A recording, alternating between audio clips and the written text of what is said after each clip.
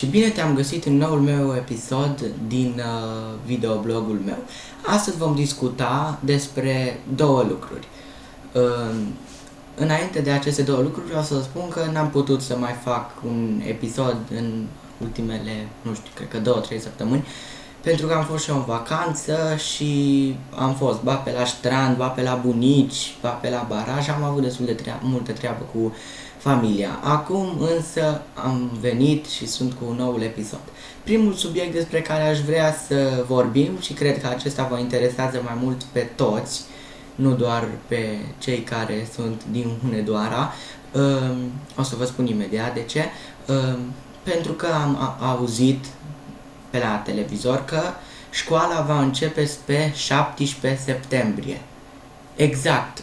Avem încă o săptămână în plus de vacanță. Bucurați-vă de vacanță pentru că din 17 începe școala. Da, o zi groaznică va fi atunci. Nici nu vreau să mă gândesc. Bun, și al doilea subiect este, cred că de interes pentru cei care stau în Hunedoara, dar cu siguranță cei care stau în Hunedoara știu acest lucru, că în acest weekend, a început de ieri, deci vineri, sâmbătă și duminică, se desfășoară Festivalul Berry. Și la Festivalul Berry au cântat foarte mulți, au fost câțiva artiști, adică a cântat Alin Văduva, Paraziții, au cântat și Alex Velea. Și în afară de aceștia au mai cântat și câteva talente locale.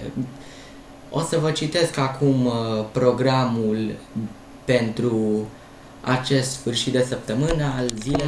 O să vă citesc programul Festivalului Berry pentru acest weekend. Deja, nu știu dacă vreți, dar o să citesc și pentru vineri. Vineri, începând cu ora 19, vor cânta artiștii locali. Artiștii locali fiind Green Band, Laura Mayer și cam atât. Da, cam atât. Trebuiau să cânte și... am crezut că vor cânta și Cosmin Mihalache și alții, dar nu. Apoi au cântat Alin Văduva de la X Factor, Alex Velea și Paraziții.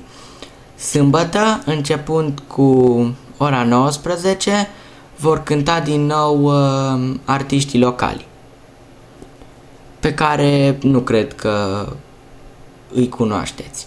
Apoi vor cânta Alex Mica,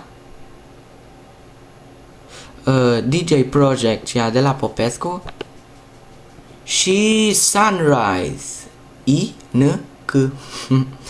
Bun, de duminică vor cânta artiștii de muzică populară și nu cred că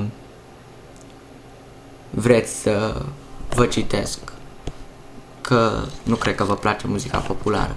Bun, deci acesta a fost videoblogul meu și vă mulțumesc foarte mult că v-ați uitat. Chiar vă mulțumesc și sper să vă mai uitați.